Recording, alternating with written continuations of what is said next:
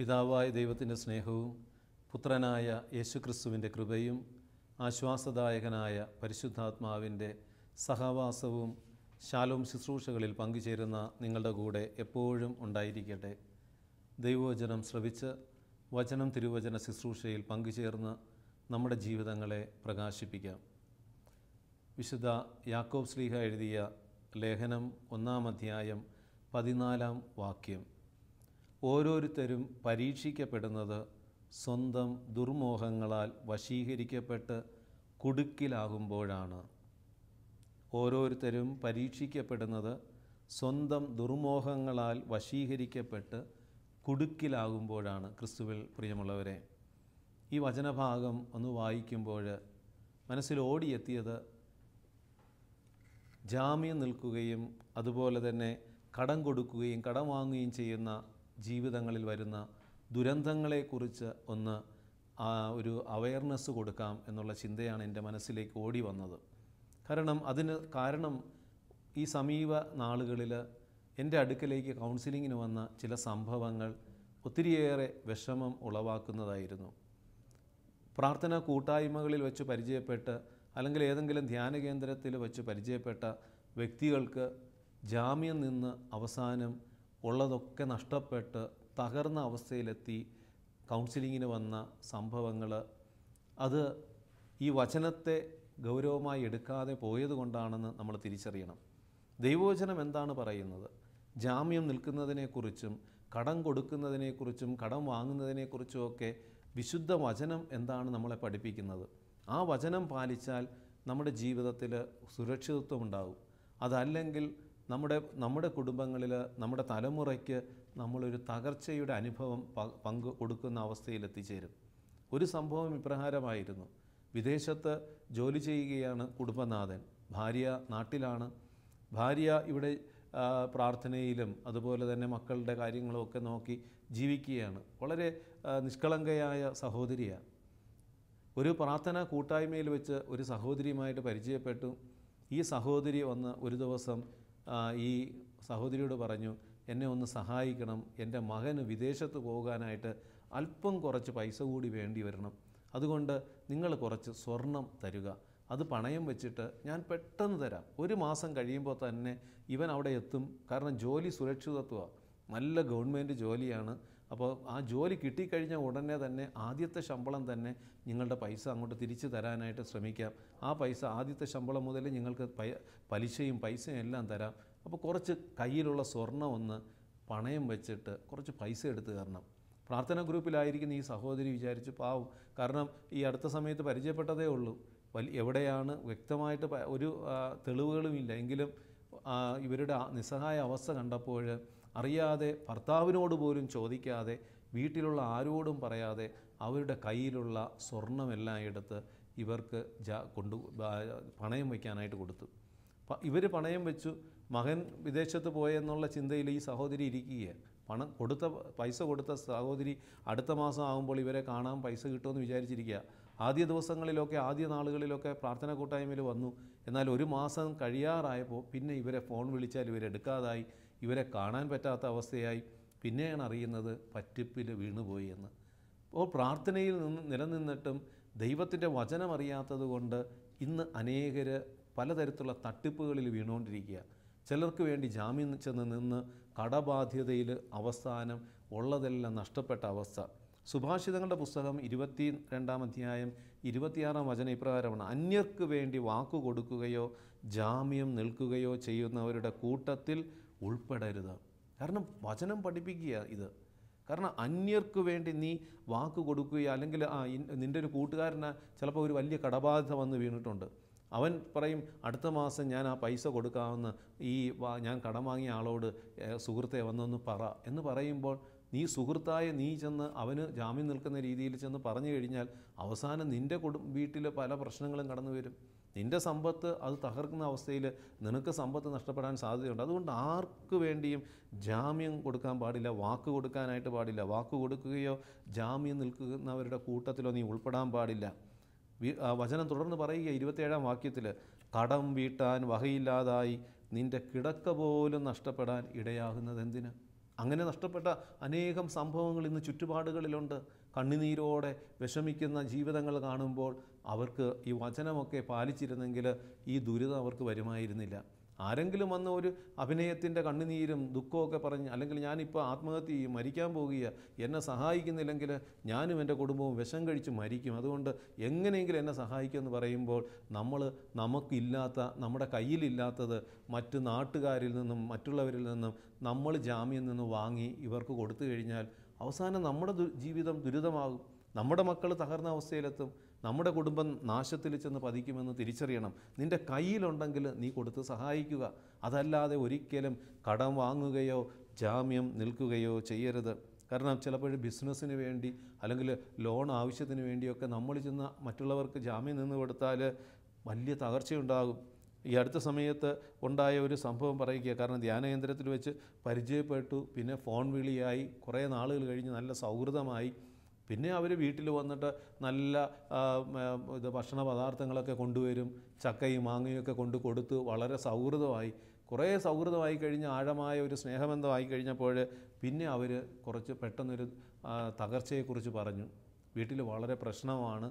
കാരണം ബിസിനസ്സിന് പുതിയൊരു ബിസിനസ് തുടങ്ങാൻ പോവുകയാണ്, അതിന് കുറച്ച് പണം അത്യാവശ്യമാണ്, എങ്ങനെയെങ്കിലും നിങ്ങളുടെ കയ്യിലുള്ളത് തരണം.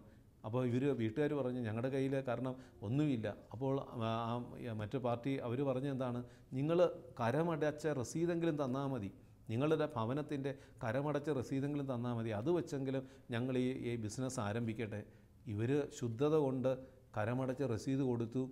നാളുകൾ കഴിഞ്ഞപ്പോൾ, അവസാനം വർഷങ്ങൾ കഴിഞ്ഞപ്പോൾ അറിയുകയാണ് അവരുടെ വീട് ജപ്തിയിലായ അവസ്ഥയായി. കാരണം ഈ കരം രസീത് വെച്ച് പണം എടുത്തിട്ട് അവർ ബിസിനസ് വേറെ തലങ്ങളിൽ നടത്തി അവസാനം അവർ തകർന്ന അവസ്ഥയിലെത്തേണ്ട ഗതികേട് വന്നു. അപ്പോൾ സുഭാഷിതങ്ങൾ 11:15 പറയും, അന്യന് ജാമ്യം നിൽക്കുന്നവൻ ദുഃഖിക്കേണ്ടി വരും, ജാമ്യം നിൽക്കാത്തവൻ സുരക്ഷിതനാണ്. കാരണം ഒരിക്കലും ദൈവം പറഞ്ഞില്ല നീ ചെന്ന് ആർക്കെങ്കിലും വേണ്ടിയൊക്കെ ചെന്ന് ജാമ്യം നിന്നുകൊടുത്ത് നിൻ്റെ ജീവിതത്തെ തകർക്കാൻ, നിൻ്റെ പ്രാർത്ഥനാ ജീവിതത്തെ തകർക്കുവാൻ, നിൻ്റെ കുടുംബത്തിൻ്റെ സമാധാനം തകർക്കാൻ ദൈവം ഒരിടത്തും പറഞ്ഞിട്ടില്ല. ജാമ്യം നിൽക്കുമ്പോൾ വളരെ ജാഗ്രത വേണം. അപ്പോൾ സുഭാഷിതങ്ങൾ 28:8 പറയുക, പലിശയും കൊള്ളലാഭവും വാങ്ങിയ നേടിയ സമ്പത്ത് ദരിദ്രരോട് ദയവുള്ളവൻ്റെ കയ്യിൽ ചെന്ന് ചേരും. അപ്പോൾ നമ്മൾ പലിശ കൊടുത്തും കൊള്ളലാഭം വഴിയും നേടിയ പണം ഒരിക്കലും അത് അനുഗ്രഹമായിട്ട് മാറുകയില്ല. പലിശ കൊടുക്കാനായിട്ട് നമ്മൾ പലിശയ്ക്ക് കൊടുത്ത് ഭീമമായ പലിശ പിടിച്ചു വാങ്ങിച്ച് മറ്റുള്ളവരെയും തകർക്കാനായിട്ട് ശ്രമിക്കുന്ന അവസ്ഥയിൽ ജീവിച്ചാലും അതും ദൈവഹിത പ്രകാരമുള്ള ജീവിതമല്ല. പ്രഭാഷകൻ 29-4-20 വചനങ്ങളിൽ വളരെ വ്യക്തമായിട്ട് ഈ ജാമ്യം നിൽക്കുന്നതിനെക്കുറിച്ചും കടം കൊടുക്കുന്നതിനെക്കുറിച്ചൊക്കെ വളരെ വ്യക്തമായിട്ട് നമ്മളെ പഠിപ്പിക്കുന്നുണ്ട്. അത് നന്നായിട്ട് ധ്യാനപൂർവ്വം വായിക്കണം. വീട്ടിലിരുന്ന് ഈ തിരുവചനം കഴിയുമ്പോൾ നമ്മുടെ വീട്ടിലെ വേദപുസ്തകം എടുത്ത് തുറന്ന് പ്രഭാഷകൻ്റെ പുസ്തകം 29-4-20 വരെയുള്ള വചനഭാഗം ഒന്ന് ശാന്തമായിട്ടിരുന്ന് വായിക്കാൻ തുടങ്ങണം. ദൈവത്തിൻ്റെ പരിശുദ്ധാത്മാവ് ചില കാര്യങ്ങൾ നമ്മളെ വെളിപ്പെടുത്തും, നമ്മളെ പഠിപ്പിക്കും, അല്ലെങ്കിൽ നമുക്ക് വഴിതെറ്റിപ്പോകും. ഇന്ന് വചനം അറിയാത്തത് കൊണ്ടാണ് വഴിതെറ്റുന്നത്. ഈശോ പോലും പറഞ്ഞില്ലേ, വിശുദ്ധ ലിഖിതങ്ങളോ അവയുടെ ശക്തിയോ തിരിച്ചറിയാതെ പോകുന്നത് കൊണ്ടല്ലേ നിങ്ങൾക്ക് തെറ്റുപറ്റുന്നത്. ഇന്ന് അനേകർ കടക്കെണിയിൽ തകർന്നു കിടക്കുന്നുണ്ട്. പ്രായമായ മക്കളെ കെട്ടിക്കാൻ പോലും കഴിയാതെ 5 പൈസയില്ലാതെ മറ്റുള്ളവർക്ക് ജാമ്യം നിന്നത് മൂലം, മറ്റുള്ളവർക്ക് കുറച്ച് കടം കൊടുത്തത് മൂലം ഇന്ന് തകർന്ന് ദുരിതത്തിൽ കിടക്കുന്നവരെ കാണാൻ പറ്റും. നമ്മുടെ കയ്യിലില്ലാത്തത് മറ്റുള്ളവരിൽ നിന്ന് കടം വാങ്ങി വേറൊരാൾക്ക് കൊടുക്കുവാനായിട്ട് നമ്മൾ ശ്രമിച്ചാൽ അത് നമ്മുടെ ജീവിതത്തിൽ ഒരു കടബാധ്യതയായി തകർന്ന അവസ്ഥയിലേക്ക് നമ്മളെ കൊണ്ടെത്തിക്കുമെന്ന് തിരിച്ചറിയണം. വചനം അതാണ് പഠിപ്പിക്കുന്നത്. പ്രഭാഷകൻ്റെ പുസ്തകം 29-4-20 വചനത്തിൽ വളരെ വ്യക്തമായിട്ട് ചില കാര്യങ്ങൾ പഠിപ്പിക്കുകയാണ്. വീണ് കിട്ടിയ നിധി പോലെ കടത്തെ കരുതുന്ന വളരെ പേരുണ്ട്. അവർ തങ്ങളെ സഹായിക്കുന്നവർക്ക് ഉപദ്രവം വരുത്തും. ചിലരുടെ ജീവിത ശൈലിയാണ് മറ്റുള്ളവരിൽ നിന്ന് എന്തെങ്കിലും വാങ്ങിച്ച് കടം വാങ്ങിച്ച് അധ്വാനിക്കാൻ പോയില്ല. കാരണം ദൈവം കൊടുത്ത ആരോഗ്യവും കഴിവ്, ബുദ്ധി ഇതൊക്കെ ഉപയോഗിച്ച് നന്നായിട്ട് നേരായ രീതിയിൽ അധ്വാനിച്ച് ജീവിക്കേണ്ടതിന് പകരം അതിന് പോകില്ല. അത് പോകാതെ മറ്റുള്ളവരിൽ നിന്ന് എങ്ങനെയെങ്കിലും കടം വാങ്ങി എന്തെങ്കിലുമൊക്കെ തട്ടിപ്പുകൾ പറഞ്ഞ് പണം സമ്പാദിച്ച് ജീവിക്കുന്നവരെ കാണാൻ പറ്റും. കാരണം ഉപദ്രവം വരുത്തുന്ന അനേകരുണ്ട്. കടം കിട്ടുന്നത് വരെ അവരുടെ സ്വഭാവം എന്താണ്? വചനം പഠിപ്പിക്കുക. കടം കിട്ടുന്നത് വരെ അയൽക്കാരൻ്റെ കൈ ചുംബിക്കുകയും അവൻ്റെ ധനത്തെ പുകഴ്ത്തി പറയുകയും ചെയ്യും. അപ്പോൾ നമ്മൾ തിരിച്ചറിയണം, നമ്മുടെ ജീവിതത്തിൽ വന്നിട്ട് വളരെ നമ്മളെ പുകഴ്ത്തി പറയുകയും നമ്മളെയൊക്കെ വളരെ ഭവ്യതയോടെയൊക്കെ നോക്കി നിൽക്കുകയും ചെയ്തിട്ട് പൈസ കടം വാങ്ങിക്കുമ്പോൾ ചോദിക്കുമ്പോൾ ഓർത്തു കൊള്ളണം, ഇത് വലിയൊരു തകർച്ചയിലേക്ക് നമ്മളെ കൊണ്ടെത്തിക്കുമെന്ന്. നമുക്ക് ഉള്ളത് കാരണം തിരിച്ചു കിട്ടുമെന്ന് പ്രതീക്ഷിക്കാതെ കൊടുക്കുക.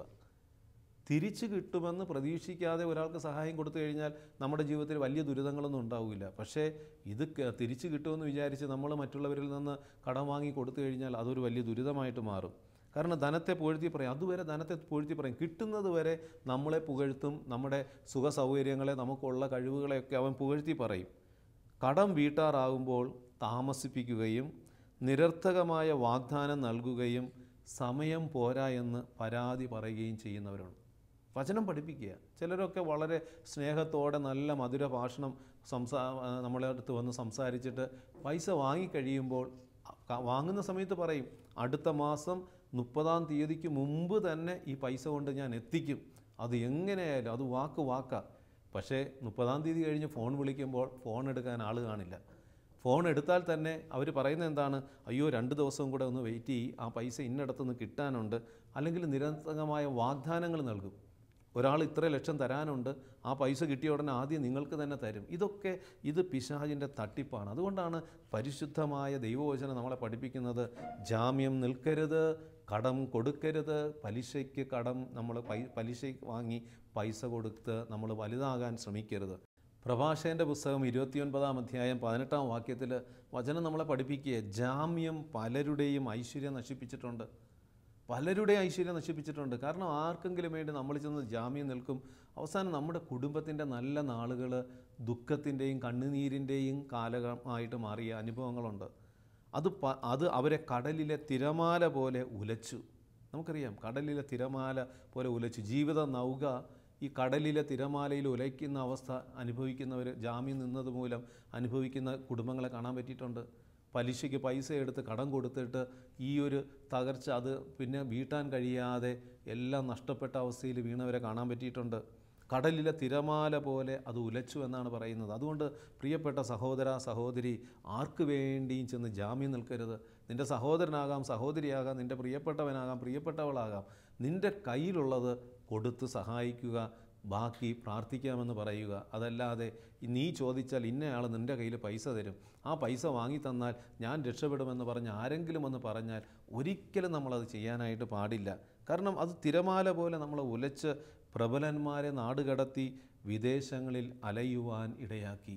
ഇന്ന് എത്രയോ കുടുംബങ്ങളിലുള്ളവർ സ്വന്തം കുടുംബത്തിലെ സന്തോഷം അനുഭവിക്കുവാൻ കഴിയാതെ, കുടുംബത്തോടൊപ്പം ഒരുമിച്ചിരുന്ന് പ്രാർത്ഥിക്കുവാനും സ്നേഹം പങ്കുവയ്ക്കുവാനും ഒരുമിച്ച് ആഹ്ലാദങ്ങളിൽ മുഴുകുവാനും കഴിയാതെ വിദേശങ്ങളിൽ അലയുന്ന ജീവിതങ്ങൾ കാണാൻ പറ്റും. വിദേശ രാജ്യങ്ങൾ അലയുകയാണ്. കാരണം എന്താണ്? നാട്ടിലിറങ്ങിക്കഴിഞ്ഞാൽ ഈ ആൾക്കാർ പിടിക്കും. നാട്ടിലിറങ്ങിക്കഴിഞ്ഞാൽ ഏതെങ്കിലും ദുരിതങ്ങളുണ്ടാകും. അതുകൊണ്ട് ജാമ്യം നിൽക്കുകയോ കടം വാങ്ങി പലിശയ്ക്ക് കടം വാങ്ങുകയോ ചെയ്താൽ അത് നമ്മളെ വിദേശങ്ങളിൽ അലയാനിടയാക്കും. വീണ്ടും തുടർന്ന് വചനം പറയുക, 29-ാം അധ്യായം പ്രഭാഷകൻ്റെ പുസ്തകം 29:19, ലാഭയിച്ച മൂലം ജാമ്യം നിൽക്കുന്ന ദുഷ്ടൻ വ്യവഹാരത്തിൽ കുടുങ്ങും. കാരണം ചിലപ്പോൾ ചിലർ പറയും, ഇങ്ങനെ നീ ജാമ്യം നിന്ന് കഴിഞ്ഞാൽ എൻ്റെ ലാഭം ഇത്ര കിട്ടും, അതിൻ്റെ ഒരു ഷെയർ നിനക്ക് ഞാൻ തരാം. ചിലർ അങ്ങനെയൊക്കെ ചെല്ലും. ദൈവം തന്ന കഴിവും ആരോഗ്യവും ഇതൊക്കെ വെച്ചുകൊണ്ട് ചെയ്യേണ്ട മിനിമം ജോലി ചെയ്ത് കിട്ടുന്ന സമ്പാദ്യം വെച്ച്, കിട്ടുന്ന സമ്പാദ്യത്തിൽ ഒതുങ്ങി ഭാര്യയെയും മക്കളെയൊക്കെ നോക്കി ജീവിച്ചു കഴിഞ്ഞാൽ നമുക്ക് നാട്ടിൽ സമാധാനത്തോടെ ജീവിക്കാൻ പറ്റും. ശുശ്രൂഷ മേഖലകളിൽ, പ്രാർത്ഥനാ മേഖലകളിൽ ദേവാലയത്തോട് ഐക്യപ്പെട്ട് ജീവിക്കാൻ പറ്റും. അതല്ലാതെ നമ്മൾ പ്രാർത്ഥനിക്കാനും ധ്യാനകേന്ദ്രങ്ങളിൽ പോവുകയും വചന ശുശ്രൂഷകളിൽ മറ്റുള്ള ഇതിലെല്ലാം പങ്കെടുക്കുകയും ചെയ്തിട്ട് ഈ ജാമ്യം നിൽക്കുന്ന പണിയും ഈ പലിശയ്ക്ക് പൈസ കൊടുക്കുന്ന പണിയും മറ്റുള്ളവർക്ക് വേണ്ടി ഏതെങ്കിലുമൊക്കെ മറ്റുള്ളവരുടെ മുമ്പിൽ ചെന്നിട്ട് ജാമ്യം നിന്ന് കടം വാങ്ങി പൈസയൊക്കെ കൊടുത്തു കഴിഞ്ഞാൽ അത് നമ്മുടെ ജീവിതത്തിൽ നമ്മളെ തന്നെ കൊടുക്കുമെന്ന് തിരിച്ചറിയണം. 29-ാം അധ്യായം 20 വളരെ മനോഹരമായിട്ട് വചനം പറയുന്നുണ്ട്, കഴിവിനൊത്ത് അയൽക്കാരനെ സഹായിക്കുക, വീഴാതിരിക്കുവാൻ സൂക്ഷിക്കുകയും ചെയ്യുക. വളരെ പരിശുദ്ധാത്മാവ് നമ്മളെ പഠിപ്പിക്കുക ഈ വചനത്തിലൂടെ. നിൻ്റെ കഴിവിനൊത്ത് അയൽക്കാരനെ സഹായിക്കുക. കാരണം ദൈവം നിനക്ക് നൽകിയ സമ്പാദ്യവും നിനക്ക് കിട്ടിയ സുഖസൗകര്യങ്ങളൊക്കെ ഉണ്ടെങ്കിൽ അത് നിൻ്റെ കുടുംബത്തിൻ്റെ കാര്യം കൂടെ നോക്കി മറ്റുള്ളവരെ കഴിവിനൊത്തൊന്ന് സഹായിക്കുക. വീഴാതിരിക്കാൻ സൂക്ഷിക്കുകയും വേണം. നീ നിൽക്കുന്ന ജീവിതം നീ നിൽക്കുന്ന ഇടത്തിലെ മണ്ണ് ഒലിച്ചു പോയിട്ട് നീ മറ്റുള്ളവരെ രക്ഷിക്കാൻ നോക്കിയാൽ നടക്കില്ല. കാരണം നിൻ്റെ ആ അടിസ്ഥാനം, നീ കാലുകുത്തിയിരിക്കുന്ന ഇടം സുരക്ഷിതമായിരിക്കണം. ആ സുരക്ഷിതത്വം നഷ്ടപ്പെടുത്തിക്കൊണ്ട് നിൻ്റെ ഭാര്യയ്ക്കും നിൻ്റെ മക്കൾക്കും ലഭിക്കേണ്ട ആ സുരക്ഷിതത്വവും ആ സംരക്ഷണമൊക്കെ നഷ്ടപ്പെടുത്തിയിട്ട് നീ ഒരാളെ സഹായിക്കാൻ ഇറങ്ങി പുറപ്പെട്ടാൽ അത് ദൈവം ആഗ്രഹിക്കാത്തതാണ്. ദൈവം നിന്നെ പരമേൽപ്പിച്ചിരിക്കുന്ന നിൻ്റെ കുടുംബത്തെ രക്ഷിക്കാൻ കഴിയാതെ നീ നാട്ടിലുള്ളവരെ രക്ഷിക്കാൻ നോക്കിക്കഴിഞ്ഞാൽ അത് ദൈവഹിതമല്ല. മറ്റുള്ളവരെ സഹായിക്കണം, മറ്റുള്ളവരെ രക്ഷിക്കണം. പക്ഷേ നിൻ്റെ ആത്മരക്ഷയും നിൻ്റെ സുരക്ഷിതത്വവും കൂടെ നീ കണക്കിലെടുക്കണമെന്ന് ദൈവവചനം പഠിപ്പിക്കുക. അപ്പോൾ അതുകൊണ്ടാണ് പറയുന്നത്, കഴിവിനൊത്ത് നീ അയൽക്കാരനെ സഹായിക്കണം. ദൈവം നിന്നെ അനുഗ്രഹിച്ചിട്ടുണ്ടോ? സാമ്പത്തികമായി നിന്നെ അനുഗ്രഹിച്ചിട്ടുണ്ടെങ്കിൽ, അല്ലെങ്കിൽ തൊഴിൽ മേഖലകളിൽ ഏതെങ്കിലുമൊക്കെ കഴിവുകളിലൊക്കെ ദൈവം നിന്നെ അനുഗ്രഹിച്ചിട്ടുണ്ടെങ്കിൽ ആ കഴിവിനൊത്ത് നീ മറ്റുള്ളവരെ സഹായിക്കണം. അതോടൊപ്പം തന്നെ നിൻ്റെ ബുദ്ധിയും യുക്തിയും, ദൈവം തന്ന ബുദ്ധിയും യുക്തിയും ഉപയോഗിച്ചുകൊണ്ട് നിൻ്റെ വീഴാതിരിക്കാൻ നീ സൂക്ഷിക്കണം. നീ മറ്റൊരാൾക്ക് കടം വാങ്ങി കൊടുത്തിട്ട് നാളെ നിൻ്റെ ജീവിതം നിലനിർത്താൻ നീ വീണ്ടും കടം വാങ്ങേണ്ട അവസ്ഥ വരരുത്. ഇങ്ങനെ കടം വാങ്ങി പലിശയ്ക്ക് കടം വാങ്ങി കോടികൾ, 2.5 കോടി കടബാധ്യതയായി അവസാനം ആത്മഹത്യയുടെ തലത്തിൽ ജീവിതം അവസാനിപ്പിക്കാൻ വന്ന ഗതികേടുകളുള്ള കുടുംബത്തിൻ്റെ സംഭവങ്ങൾ നമ്മൾ പത്രങ്ങളിലും അതുപോലെ വാർത്താമാധ്യമങ്ങളിലും നമ്മുടെ ചുറ്റുപാടുകളിലൊക്കെ നമ്മൾ കേൾക്കുന്നില്ലേ? ആദ്യമേ ഈ വചനമനുസരിച്ച് ജീവിച്ചിരുന്നെങ്കിൽ ഈ ദുരന്തം അവരുടെ ജീവിതങ്ങളിൽ നിന്ന് മാറ്റി നിർത്താൻ കഴിയുമായിരുന്നു. പിന്നെ ദൈവത്തെ കുറ്റപ്പെടുത്തിയിട്ട് കാര്യമില്ല. അയ്യോ ഇത് ദൈവം വരുത്തി വെച്ചതാണെന്ന് പറയുന്നില്ല. ദൈവം പറഞ്ഞിട്ടില്ല. ആരെങ്കിലും വന്ന് ഏതെങ്കിലും കണ്ണുനീര് പറഞ്ഞിട്ട് നിനക്കില്ലാത്തത് തരണമെന്ന് പറഞ്ഞു കഴിഞ്ഞാൽ നീ എവിടെ നിന്ന് എടുത്തു കൊടുക്കും? നീ പറയണം, എൻ്റെ ജീവിതാവസ്ഥ ഇതാണ്, എനിക്ക് തരാൻ പറ്റുന്ന ഇത്രയേ ഉള്ളൂ, ബാക്കി ഞാൻ പ്രാർത്ഥിക്കാം എന്ന് പറഞ്ഞാൽ നിൻ്റെ ജീവിതത്തിൽ അനുഗ്രഹം വിട്ടുപോകാതിരിക്കും. പ്രഭാഷകൻ 8:13 പറയുക, കഴിവിനപ്പുറം ജാമ്യം നിൽക്കരുത്, നിന്നാൽ പണം കരുതിക്കൊള്ളുക. കാരണം കഴിവിനപ്പുറം ജാമ്യം നിൽക്കരുത്. നിനക്കറിയാം, നിനക്ക് ഒരുപക്ഷെ 1 ലക്ഷം രൂപയ്ക്ക് വേണ്ടി നീ ജാമ്യം നിൽക്കാൻ പോവുകയാണ്. എന്നാൽ നിൻ്റെ വീട്ടിൽ ഈ കുറേ ലക്ഷങ്ങളുണ്ടെങ്കിൽ കുഴപ്പമില്ല. നിനക്ക് ആകെയുള്ളത് ഒരുപക്ഷെ 1 ലക്ഷം ആയിരിക്കാം. ഈ 1 ലക്ഷം എടുത്ത് വേറൊരാൾക്ക് കൊടുത്തുകൊണ്ട് നീ ജാമ്യം നിന്ന് കഴിഞ്ഞാൽ നിനക്ക് പിന്നെ അത് വീട്ടാൻ പറ്റാത്ത അവസ്ഥ വരും. ആരെങ്കിലും നിന്നെ ജാമ്യം നിർത്തിയിട്ട് നിൻ്റെ പേരിൽ പൈസ വാങ്ങിക്കഴിഞ്ഞാൽ നിനക്കത് കൊടുക്കാൻ പറ്റുമെന്ന് നീ ചിന്തിക്കണം. നിൻ്റെ ജാമ്യത്തിൽ നിന്നുകൊണ്ട് വേറൊരുവൻ മറ്റൊരാളിൽ നിന്ന് പൈസ വാങ്ങിച്ചാൽ, പലിശയ്ക്ക് പണം വാങ്ങിച്ചാൽ നിനക്കത് തിരിച്ചു കൊടുക്കാൻ പറ്റുമെന്ന് നീ അപ്പോൾ തന്നെ ചിന്തിക്കണം. കാരണം ആ വ്യക്തി തിരിച്ചു കൊടുക്കണമെന്നില്ല. നിൻ്റെ ജീവിതത്തിൽ ദുരിതം വരാതിരിക്കുവാനായിട്ട് അല്ലെങ്കിൽ എന്ത് ചെയ്യണം? വചനം പഠിപ്പിക്കുക, പണം കരുതിക്കൊള്ളണമെന്നാണ് പറയുന്നത്. നീ ആർക്കെങ്കിലും വേണ്ടി ജാമ്യം നിന്ന് വേറൊരാൾ നിൻ്റെ ജാമ്യത്തിൽ മറ്റൊരാളെ സഹായിക്കാൻ പൈസ കൊടുത്തു കഴിഞ്ഞാൽ നീ പൈസ കരുതിക്കൊള്ളണമെന്നാണ് വചനം പഠിപ്പിക്കുന്നത്. അതല്ലെങ്കിൽ തകർച്ചകളുണ്ടാകും. പ്രഭാഷകൻ 8:12, നിന്നേക്കാൾ പ്രബലന് കടം കൊടുക്കരുത്, കൊടുത്താൽ പോയത് തന്നെ. ഇപ്പം നമ്മൾ കടം കൊടുക്കുമ്പോൾ, ജാമ്യം നിൽക്കുമ്പോഴൊക്കെ നമ്മൾ തിരിച്ചറിയണം, നിന്നേക്കാൾ പ്രബലന് കടം കൊടുക്കരുത്, കൊടുത്താൽ പോയത് തന്നെ. ചിലരൊക്കെ വലിയ വില കൂടിയ കാറുകളിലൊക്കെ വരും, വലിയ സ്ഥാപനങ്ങൾ നടത്തുന്നതെന്നൊക്കെ പറഞ്ഞ് കാണിച്ചു തരും. ഇന്ന സ്ഥാപനങ്ങൾ, ചില സ്ഥാപനങ്ങളുടെ പേരൊക്കെ പറയും, ഈ സ്ഥാപനത്തിൽ എനിക്ക് ഷെയറുണ്ട്, ഈ സ്ഥാപനം ഞാൻ നടത്തുന്നുണ്ട്. അവർ വലിയ കാറിൽ വരുമ്പോൾ നമ്മൾ വിചാരിക്കും നല്ല സമ്പത്തും സുരക്ഷിതത്വം ഒക്കെ ഉള്ള ജീവിതമാണ്. അപ്പോൾ കുറച്ച് പൈസ ആരിൽ നിന്നും കടം കൊടുത്താലും ഇവർക്ക് വണ്ടിയൊക്കെ ഉണ്ടല്ലോ, വലിയ സുഖസൗകര്യങ്ങളുണ്ടല്ലോ, സ്ഥാപനങ്ങളുണ്ടല്ലോ, കിട്ടും, പ്രതീക്ഷിച്ച് നമ്മൾ കൊടുക്കും. പക്ഷേ അവസാനമാണ് നമ്മളറിയുന്നത് അവർ തീരാ കുടുക്കിലായിരുന്നു. ഈ വന്ന കാറ് പോലും ആരുടെയൊക്കെയോ ആയിരുന്നു, സ്വന്തമല്ല. ഈ മറ്റുള്ളവരെ ജാമ്യം നിർത്തി പണം വാങ്ങാനും പലിശയ്ക്ക് വേണ്ടി പണത്തിൻ്റെ പിന്നാലെ പോകുന്ന മനുഷ്യരൊക്കെ യഥാർത്ഥത്തിൽ അവരുടെ കയ്യിൽ ഒന്നും ഇല്ലാത്തവരാണ്, 0 ആയി കഴിഞ്ഞിട്ടുള്ളവരാണ് ഈ തിന്മകൾക്ക് പോകുന്നത്. പ്രഭാഷകൻ 29:15, ജാമ്യക്കാരൻ്റെ കാരുണ്യം വിസ്മരിക്കരുത്, അവൻ നിൻ്റെ ജീവനാണ് നൽകുന്നത്, ദുഷ്ടൻ ജാമ്യക്കാരൻ്റെ ഐശ്വര്യം നശിപ്പിക്കുന്നു. പ്രിയമുള്ളവരെ, ചിലർ ജാമ്യം നിന്ന് കാര്യമൊക്കെ വാങ്ങിക്കും, അത് കഴിഞ്ഞാൽ പിന്നെ ഈ ജാമ്യക്കാരനെ മറന്നുപോകും. ചിലരുടെയൊക്കെ നിസ്സഹായ അവസ്ഥയിൽ ചെന്ന് കണ്ണുനീരോടെ പറയുമ്പോൾ ആരെങ്കിലുമൊക്കെ ജാമ്യം നിൽക്കും, പണം പലിശയ്ക്ക് കൊടുക്കും. പിന്നെ ഈ കിട്ടിയത് കൊണ്ട് അവർ മുങ്ങിക്കളയും, അവരെക്കുറിച്ചേ ചിന്തിക്കില്ല. അതൊരു ദൈവ നിന്ദയാണ്, തകർച്ചകൾക്ക് കാരണമാകും. വീണ്ടും സുഭാഷിതങ്ങൾ 17:18 പറയുക, ബുദ്ധിഹീനൻ അയൽക്കാരന് വാക്കുകൊടുക്കുകയും ജാമ്യം നിൽക്കുകയും ചെയ്യുന്നു, ബുദ്ധിമാനല്ല. അപ്പോൾ ഒരുവന് വേണ്ടി ജാമ്യം നിൽക്കുകയും വാക്ക് കൊടുക്കുകയും ചെയ്യുന്നുണ്ടെങ്കിൽ അവൻ ബുദ്ധിമാനായതുകൊണ്ടല്ല, ബുദ്ധിഹീനനായതുകൊണ്ടെന്നാണ് വചനം പഠിപ്പിക്കുന്നത്. അപ്പോൾ ബുദ്ധിഹീനൻ അയൽക്കാരന് വാക്ക് കൊടുക്കുകയും ജാമ്യം നിൽക്കുകയും ചെയ്യും. കാരണം ഞാൻ നേരത്തെ പറഞ്ഞ സംഭവങ്ങൾ, ചിലപ്പോൾ കരമടച്ച രസീത് മതി എന്ന് പറഞ്ഞുകൊണ്ട് അത് വാങ്ങിക്കൊണ്ട് പോകും. അവസാനം നമ്മുടെ ഭവനം പോലും നമുക്ക് നഷ്ടപ്പെടുന്ന അവസ്ഥയിലെത്തും. സുഭാഷിതങ്ങളുടെ പുസ്തകത്തിൽ 27:13 പറയുക, 27-ാം അധ്യായം 13 സുഭാഷിതം, അന്യന് ജാമ്യം നിൽക്കുന്നവൻ്റെ കുപ്പായം കൈവശപ്പെടുത്തിക്കൊള്ളുക, പരദേശികൾക്ക് ജാമ്യം നിൽക്കുന്നവനോട് പണയം വാങ്ങിക്കൊള്ളുക. ഏതെങ്കിലും രീതിയിൽ നീ ജാമ്യം നിൽക്കാനോ അല്ലെങ്കിൽ പണം കൊടുക്കാനോ ഇടയായിട്ടുണ്ടെങ്കിൽ വചനം പറയുക, ജാമ്യം നിൽക്കുന്നവൻ്റെ കുപ്പായം കൈവശപ്പെടുത്തിക്കൊള്ളുക, പരദേശിക്ക് ജാമ്യം നിൽക്കുന്നവനോട് പണം വാങ്ങിക്കൊള്ളുക. വചനം പഠിപ്പിക്കുക. അപ്പോൾ നമ്മൾ ഇങ്ങനെയുള്ള കാര്യത്തിലൊന്നും ചെന്ന് തലവയ്ക്കാതിരുന്നാൽ സ്വസ്ഥതയുണ്ടാകും. നമ്മുടെ പ്രാർത്ഥനാ ജീവിതം നഷ്ടപ്പെടാതിരിക്കണമെങ്കിൽ, കുടുംബത്തിലെ സമാധാനം നഷ്ടപ്പെടാതിരിക്കണമെങ്കിൽ ജാമ്യം നിൽക്കാൻ പോകരുത്, പണം പലിശയ്ക്ക് കൊടുക്കാൻ പോകരുത്, പലിശയ്ക്ക് പണം വാങ്ങി നമ്മൾ ബിസിനസ്സും മറ്റുള്ള കാര്യങ്ങളും ചെയ്യാനായിട്ട് പോകരുത്. സമ്പന്നനായ ദൈവം നമുക്കുണ്ട്. ദൈവമാണ് ഏറ്റവും വലിയ സമ്പത്ത്. പ്രാർത്ഥിക്കുക. ദൈവത്തിൻ്റെ പരിശുദ്ധാത്മാവ് നമുക്ക് ശരിയായ വഴികൾ കാണിച്ചു തരും. നമുക്ക് ആവശ്യമായത് ദൈവം തന്നെ ക്രമീകരിക്കുന്ന സംഭവങ്ങളുണ്ട്. ചിലരൊക്കെ വലിയ തകർച്ചകളിലും കടബാധ്യതകളിലൊക്കെ വീഴാൻ സാധ്യതയുള്ളവർ, അവർ മനുഷ്യരുടെ ഇടയിലേക്ക് ഓടിച്ചെന്നില്ല. ആരിൽ നിന്നെങ്കിലും കടം വാങ്ങി ജാമ്യം നിന്നൊക്കെ രക്ഷപ്പെടാമെന്ന് നോക്കിയില്ല. അവർ കർത്താവിൻ്റെ സന്നിധിയിൽ സമർപ്പിച്ച് ശക്തമായി പ്രാർത്ഥിക്കാൻ തുടങ്ങി.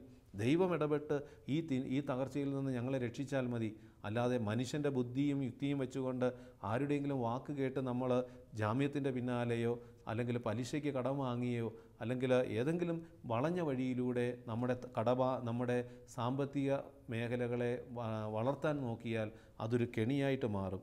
സുഭാഷിതങ്ങൾ 22-26 പറയുക, അന്യർക്ക് വേണ്ടി വാക്കു കൊടുക്കുകയോ ജാമ്യം നിൽക്കുകയോ ചെയ്യുന്നവരുടെ കൂട്ടത്തിൽ നീ ഉൾപ്പെടരുത്. പ്രിയമുള്ളവരെ, ജാമ്യത്തിലും ഇതിലൊക്കെ നിന്നിട്ട് അവസാനം തകർന്ന അവസ്ഥയിൽ വന്നവരുണ്ട്.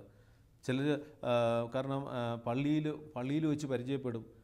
നമ്മൾ വിചാരിക്കും കുഴപ്പമില്ല, പള്ളിയിൽ വരുന്നതല്ലേ, പ്രാർത്ഥിക്കുന്നതല്ലേ, മോന് ഷിപ്പിൽ ജോലി കിട്ടി, അതുകൊണ്ട് കുറച്ച് നിങ്ങളുടെ ആധാരം ഒന്ന് തരിക, ഞാൻ അത് ആദ്യത്തെ ശമ്പളത്തിൽ തന്നെ പൈസ തരാമെന്ന് പറയും. ഭർത്താവ് അറിയാതെ, കുടുംബക്കാരറിയാതെ ഈ സഹോദരി മറ്റുള്ളവർക്ക് ജാമ്യം നിന്നു, അല്ലെങ്കിൽ ഈ പണം പലിശയ്ക്ക് കൊടുത്തു. അവസാനം പണം കിട്ടാതെ വന്നപ്പോൾ എല്ലാം തകർന്ന അവസ്ഥയായി.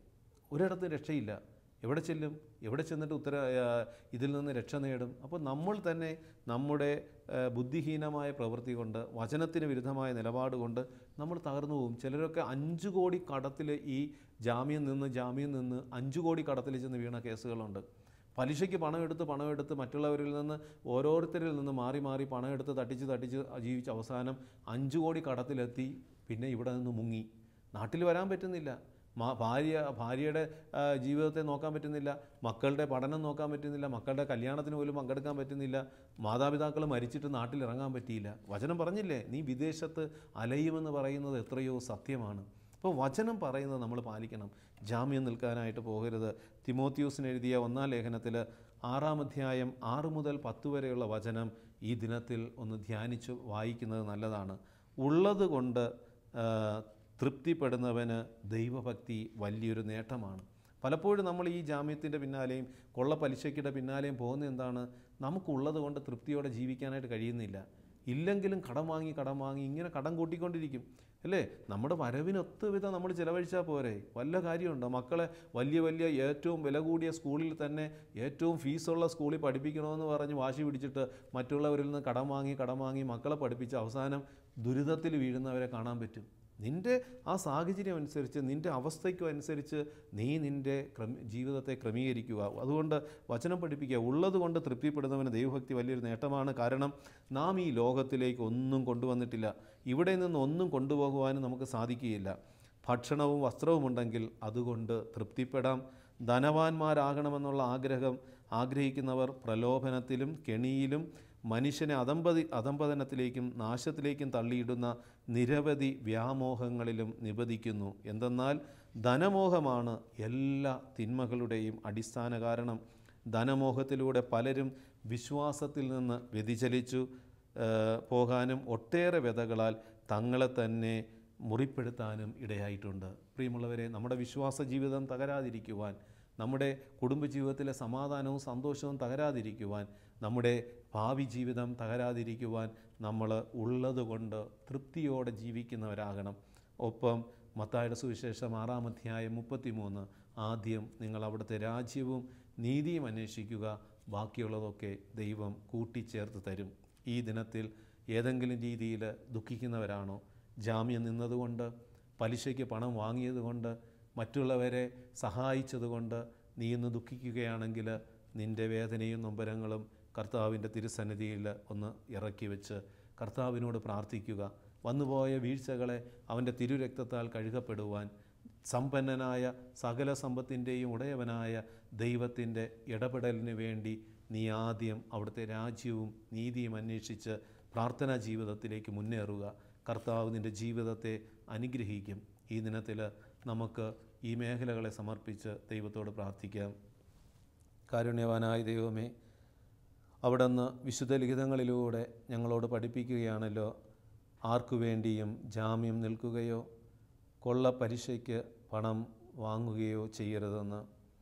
കർത്താവെ, ഞങ്ങൾക്കുള്ളത് മാത്രം മറ്റുള്ളവർക്ക് പങ്കുവയ്ക്കുവാനും ഞങ്ങൾക്കില്ലാത്തത് മറ്റുള്ളവരിൽ നിന്ന് വാങ്ങി മറ്റുള്ളവരെ രക്ഷിക്കുവാനായിട്ടുള്ള പിശാചിൻ്റെ കെണിയിൽ നിന്ന് ഞങ്ങളെ കാത്തു രക്ഷിക്കുവാനും കൃപയുണ്ടാകണമേ. അനുദിന ജീവിതത്തിൽ യഥാർത്ഥ സമ്പത്ത് ദൈവമാണെന്നും ദൈവം തരുന്നത് മാത്രം മതിയെന്നുള്ള ആ മനോഭാവത്തോടുകൂടി ഉള്ളതുകൊണ്ട് തൃപ്തിയോടെ ജീവിക്കുവാനും വരവിനൊത്ത് കഴിവിനൊത്ത് ചിലവഴിക്കുവാനും ഞങ്ങളെ അനുഗ്രഹിക്കണമേ. നിത്യം പിതാവും പുത്രനും പരിശുദ്ധാത്മാവുമായ സർവേശ്വര, ആമേൻ.